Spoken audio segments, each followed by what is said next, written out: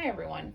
This video is going to be an overview of 5.3. We'll look at some of the tools we have to determine the convergence and divergence of series.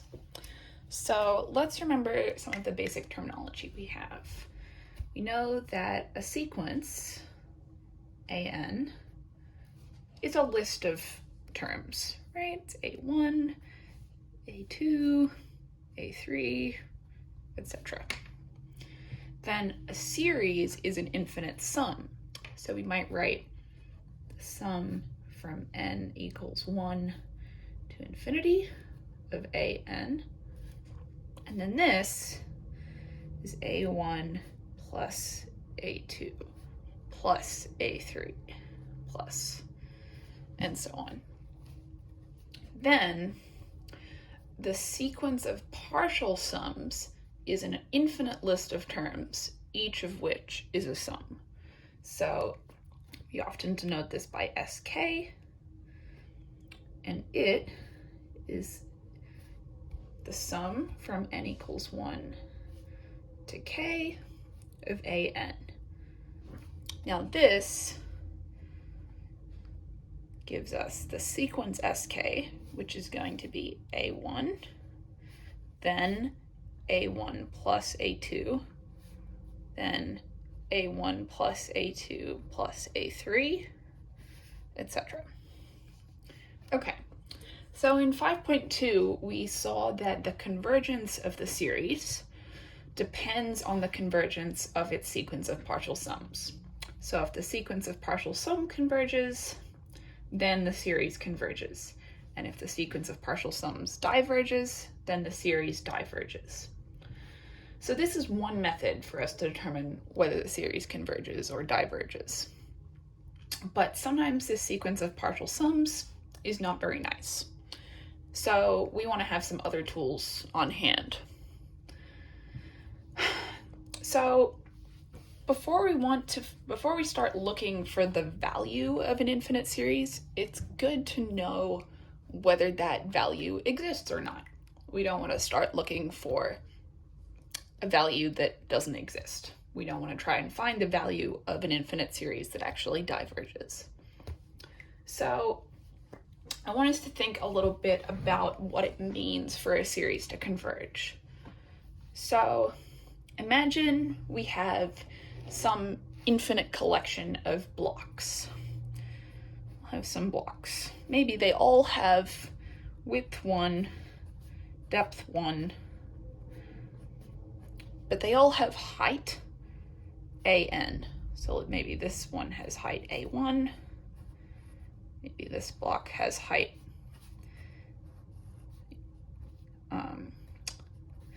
a2, etc. And we want to know, can we stack all of these blocks on top of each other? And if we do that, do we get some infinite height, or could we fit it under some ceiling?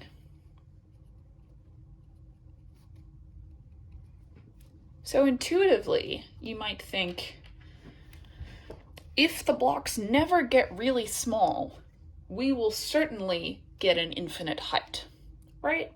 If all of the blocks have height 1 or greater, when we add up an infinite number of them, this is going to get really tall, and we're never going to be able to put a cap on how tall the stack is going to get.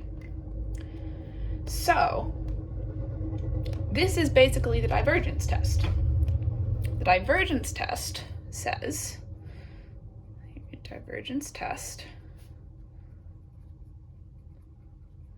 it says that I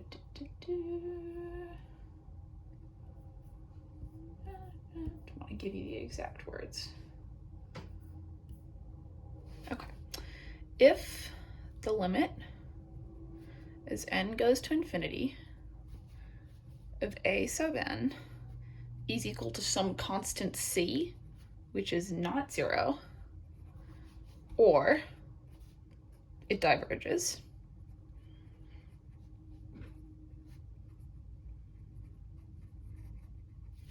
then the series a sub n diverges. Right? So this is just what we were saying. If the blocks never get really small and we stack them all up, they're definitely going to get really tall, and we're not going to be able to say that the stack has some maximum height. So that's the divergence test. Now, it's really important that we use the divergence test correctly. So it's called the divergence test because we can only use it to show that a series diverges. If the limit of an is 0, we don't know anything. We don't know if it converges or if it diverges. So that is, there is some series where it does go to 0, but the series still diverges. So just because the blocks get really small doesn't mean we can fit them under a certain height. So the converse of this statement is not true. So just remember, divergence test, only use it to show that something diverges. Okay, so now let's think of another way to talk about series convergence and divergence. Okay, so we still have our blocks, but this time we're going to draw them laying out next to each other.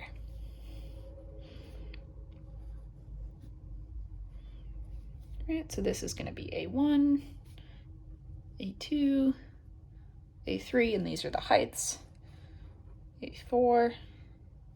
We're going to just suppose that they're getting smaller in height, because we would like them to get smaller in height, or else our stack is definitely going to be infinite. Okay, now we want to ask, could we lay out all of these blocks like this and have them take up only finite area? And once we start talking about area, we can start thinking about the integral. So remember that the integral of f of x is a way to measure the area under the curve f of x. And if this area is finite, we say that the integral converges, and otherwise we say the integral diverges. So if we can find a function where the area under f is a good approximation of the area taken up by our rectangles, then if the integral of f converges, the area of all our blocks will converge. And likewise, if the integral diverges, then the area of the blocks diverges. So what this might look like is maybe we can find a function that looks like this.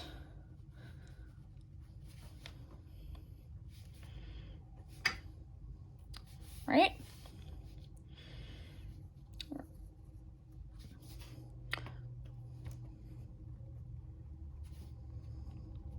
Then we know that the integral of f, right, which is this area, if this converges, the area of our blocks is definitely less than the area under f. So if the area under f, the integral of f converges, is finite, then our area is finite, and so our sum converges is finite. And so this is basically the integral test. The integral test itself has a few caveats.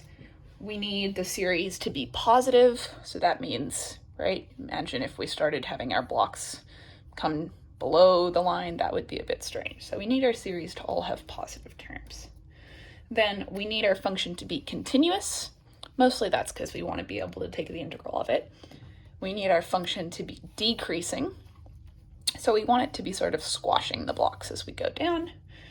And we want the function f of n to be equal to an eventually. So that means there's some capital N, big N.